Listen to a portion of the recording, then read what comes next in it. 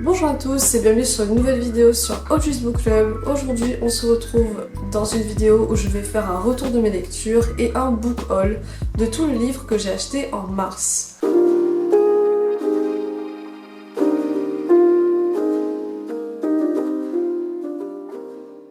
Si vous êtes nouveau sur cette chaîne, je poste une vidéo tous les mercredis à 17h sur cette chaîne Audrey's Book Club et là je fais des trucs autour des livres, donc ça peut être des challenges ou comme là je présente mes lectures. Et les vendredis à 17h, je parle plutôt d'un livre en particulier pendant 20 minutes sur mon podcast qui est aussi disponible sur Spotify.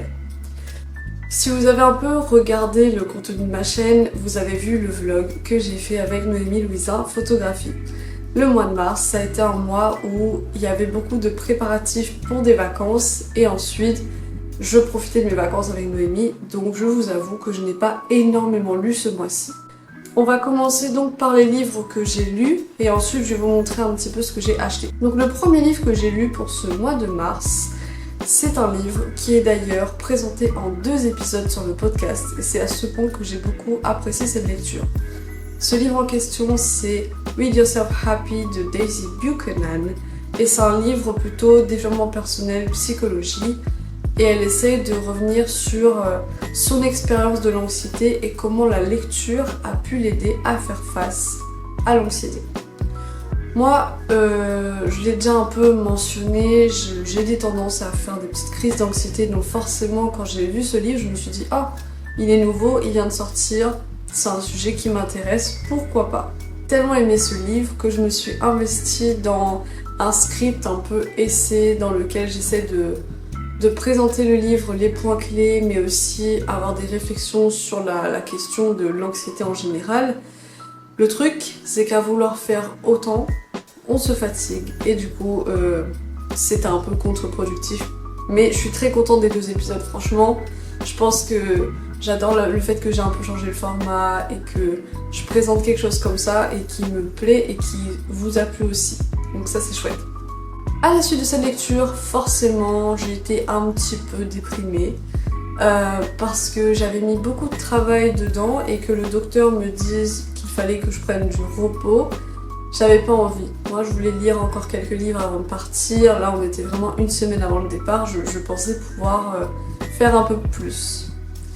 Mais comme je devais reposer mes yeux, reposer ma tête, je ne pouvais pas recommencer un nouveau livre parce que je commence un livre, je m'investis pleinement dedans et je dois savoir comment ça se termine et j'ai envie de connaître la suite et je pense forcément au podcast. Donc le docteur m'avait recommandé peut-être d'éviter de lire 2 nouveaux livres ou lire tout court, c'est ce qu'il avait dit. Mais moi, je me voyais pas ne pas lire du tout parce que c'est quelque chose que j'apprécie énormément et je repensais à ce livre sur l'anxiété et je me disais qu'il y avait sûrement un moyen de lier les deux. Lier la lecture pour le plaisir et la lecture pour m'aider face à mon anxiété. Le second livre que j'ai lu dans ce mois de mars, c'est celui-ci. C'est Autre Monde de Maxime Chatham, mais comme vous le constatez, c'est même pas dans l'ordre, hein, c'est pas le tome 1 ni le 2, c'est le 6 et c'est Neverland. Alors pourquoi j'ai lu le 6 ? Tout simplement parce que je suis rentrée chez mes parents, que je voulais lire le 3 de base, Le Cœur de la Terre, je crois que c'est le 3. Et mes livres, il y a une partie de mes livres, puisque j'en ai beaucoup, ils sont dans la chambre de ma petite sœur, mais elle dormait déjà à ce moment-là. Donc le seul qu'il y avait dans ma chambre, c'était Neverland. Je sais pas pourquoi d'ailleurs. Pourquoi il est pas avec les autres ? Je ne sais pas. Et donc je me suis dit, bon bah c'est pas grave, je l'aime bien quand même, je vais le lire. Et là on va suivre toujours l'aventure de Matt, Ambre et Tobias. Sauf qu'ils sont déjà très avancés dans l'univers. Et là, dans Neverland, c'est un monde qui est un peu hostile. Il y a beaucoup de dangers autour d'eux, mais ils sont déterminés à trouver le dernier cœur de la Terre pour pouvoir peut-être sauver l'univers d'une menace, celle d'Anthropia. En fait, là, je sais que je vous donne des mots comme ça, vous comprenez pas tout, sachant qu'en plus je commence par le 6. Vous vous dites, mais peut-être qu'il faudrait commencer dans l'ordre. J'y viens. Franchement, j'y viens. Mais pour que je fasse ça, il faut que je relise toute la saga pour pouvoir bien en parler. Parce qu'il y a tellement de choses à dire là-dessus, ça soulève tellement de belles questions, c'est très très bien écrit. Donc forcément, il y a beaucoup de travail à faire. Donc oui, je fais pas dans l'ordre, j'ai commencé par le 6 pour ensuite relire le 2 parce que le 1 je le connais quand même très bien. Voilà, donc ça c'était ma petite lecture. Ça m'a quand même beaucoup sauvée, je dois l'avouer, parce que dès que je faisais de l'anxiété, je prenais mon petit livre et je lisais 1 ou 2 pages. Et j'étais investie dans l'histoire, j'étais investie dans ce qui se passait et j'étais bien en fait. Ça me rappelait vraiment quand j'étais plus jeune et j'avais pas envie forcément de quitter ce monde-là. Donc ça calmait un peu mon anxiété et ça a été ma petite lecture du soir. Donc gros coup de cœur, encore une fois, Maxime Chatham, je l'aime beaucoup. Donc ça c'était le second livre que j'ai lu. Le troisième livre que j'ai lu dans ce mois de mars, alors c'est pas plutôt que je l'ai lu, je l'ai écouté, et c'est Le Seigneur des Anneaux, le tome 1, donc la communauté de l'anneau de Tolkien. Donc Le Seigneur des Anneaux, c'est un livre que j'ai en physique aussi, mais comme là je prenais l'avion, je voulais quelque chose que je pouvais écouter, surtout si je faisais de l'anxiété. Parce qu'il m'arrive des fois d'en faire un petit peu dans l'avion. Voilà, je pense que c'est humain, on stresse un peu des fois, le fait de devoir voyager, de faire des longs trajets, etc. Même si j'étais accompagnée, j'avais peur que ça arrive, donc je m'étais dit, bon, il faut que je trouve un truc qui me fait me sentir bien. Et Tolkien, je l'ai lu un petit peu dans mon enfance, mais ça a été vraiment une grosse période de ma fin d'adolescence. J'adore, voilà. Donc quand j'ai vu que sur Spotify, on peut avoir la version audible, j'ai cliqué dessus. Et c'est franchement un des meilleurs livres audio que j'ai écouté depuis que j'écoute certains livres audio. Parce que je trouve que le narrateur il met vraiment de l'émotion, de l'énergie, il fait en sorte de changer les voix. Il y a toute une atmosphère, je pense que c'est dû en partie à l'écriture de Tolkien. Mais la voix, elle est incroyable. Franchement, c'est trop bien. Je vais voir c'était qui, comme ça je vous le dis. Alors, je vous dis qui a fait la voix. C'est Thierry Jansen. Alors moi je ne connais pas ce monsieur, mais je dois dire qu'il était impressionnant.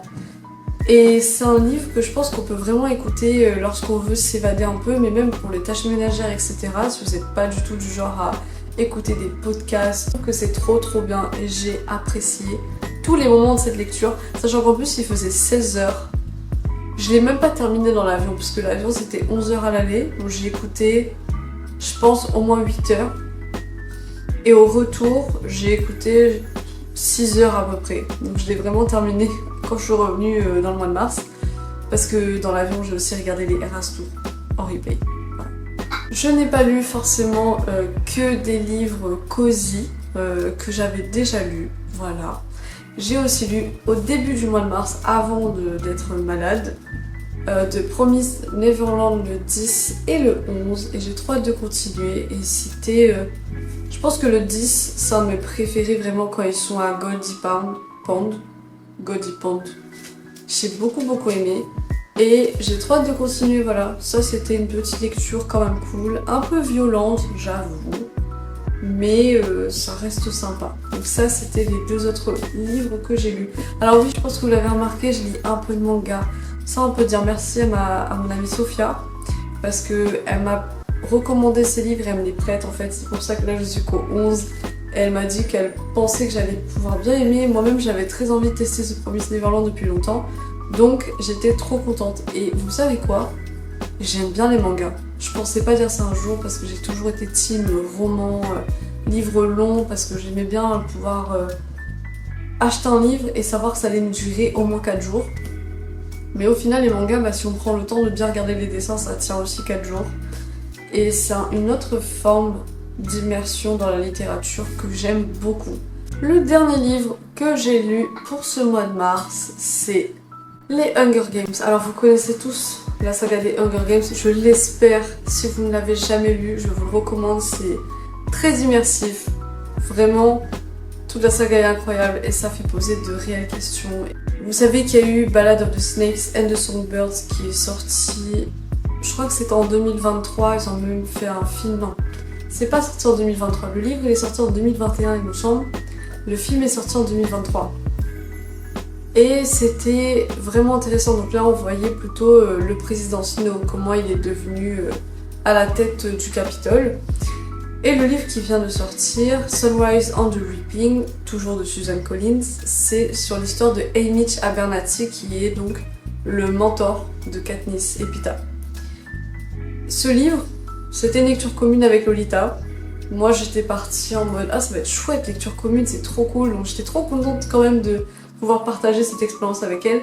Et heureusement qu'elle était là, parce qu'il fallait quand même être bien accroché. Dès le chapitre 5, donc il y a 27 chapitres et un épilogue, dès le chapitre 5, on commence à avoir des événements qui sont très très bouleversants, très durs, et on voit un peu la cruauté des Hunger Games, même si bon, on le sait déjà, hein, c'était cruel, mais j'ai trouvé que là on était vraiment sur un autre level. Et puis on voit un peu Shino.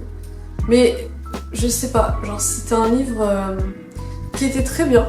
Je l'ai beaucoup apprécié, on a eu beaucoup de discussions autour de ça avec Lolita et je trouvais que dans l'ensemble c'était une très bonne lecture, mais il y avait des petits trucs où j'aurais voulu que ça change. Par exemple, j'aurais voulu qu'on rentre un peu plus directement dans l'arène et pas tout ce truc autour de Haymitch sur 5-6 chapitres au moins.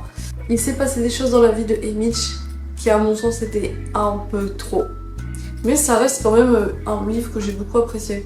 J'ai hésité entre 3 et 4, mais au final je me dis que j'ai quand même été investie dans l'histoire, donc ça reste un 4. Et qu'on retrouve les éléments des Hunger Games, que ça suit une logique, qu'il n'y a pas de trucs nouveaux où on comprend pas d'où ça sort. Elle est vraiment restée dans son style d'écriture et ce qu'elle avait déjà fait avant, donc c'est pour ça que j'ai mis un 4. Et de toute façon, j'en parlerai en détail vendredi prochain. On va faire tout un épisode, voilà, donc 20 minutes dédiées au dernier Hunger Games.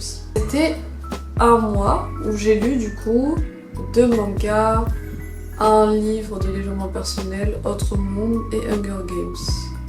Et Le Seigneur des Anneaux. J'ai lu 6 livres quand même au final, hein. C'est beaucoup en un mois.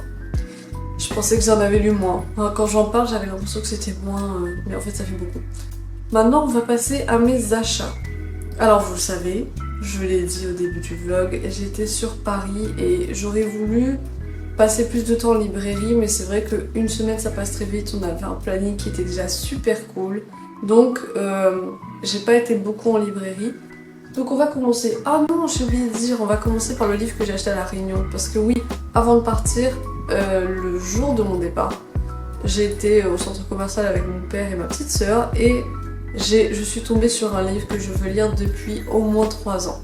Alors, si vous avez vu mes stories sur Instagram, j'en parlais déjà, mais j'ai acheté Les Carnets de l'apothicaire, le volume 1. En fait, ça fait des années que je cherche le volume 1 et pour une raison inconnue, ils ont tout le temps à partir du 2. Et à chaque fois, ils me disent « Oh, on a en rupture de stock, vous pouvez le commander ». Mais j'ai pas envie de le commander parce que moi, j'ai envie de le lire tout de suite. Oui, je sais, c'est pas logique. Au final, j'aurais commandé, je l'aurais eu bien avant. Et là, je l'ai trouvé. Et de base, j'allais acheter le 1 et le 2. Et après, je me suis dit, bon, André, va se calmer. Déjà, lis le 1, tu verras si t'aimes bien. C'est l'histoire d'une jeune fille qui s'appelle Mao Mao qui est formée pour être apothicaire, mais qui va être enlevée et vendue à la cour impériale. Et donc, on va la suivre dans la cour impériale. Pourquoi j'ai envie de lire ce livre? Parce que ça parle de la Chine, ça parle de la cité interdite. Voilà. Si vous êtes nouveau sur cette chaîne, j'ai fait une licence de chinois. Je suis passionnée par la culture chinoise, par la littérature, par l'architecture ancienne surtout. Hein. Et du coup, forcément, quand j'ai vu ce livre, je ne pouvais pas m'en empêcher. Je sais pas si vous voyez bien, mais là, c'est la cité interdite. J'ai eu la chance d'étudier en Chine et j'ai été à la cité interdite et c'est impressionnant. Il faut savoir que les murs, ils sont tellement hauts que vous ne pouvez pas voir, par exemple si vous êtes en train de marcher dans la cité interdite et que vous voulez voir qui est en train de marcher dans l'allée d'à côté, vous ne pouvez pas parce que les murs ils sont super hauts et en fait ils sont un peu insonorisants parce que le roi avait peur, enfin l'empereur avait peur de se faire tuer et de se faire trahir, donc comme ça s'il avait des discussions un peu sensibles, on ne pouvait pas l'entendre. Et la cité interdite en fait, elle a des paliers. En fonction de votre rang, vous ne pourrez pas dépasser certains murs, certains portails. Donc c'est super intéressant. Donc voilà, bref, je sais que ça va pas être juste sur la cité interdite, mais j'ai très hâte de le lire et je pense que je vais beaucoup aimer, enfin j'espère. Donc ça c'est le petit livre que j'ai acheté avant de partir. Maintenant on passe à ce que j'ai acheté sur Paris.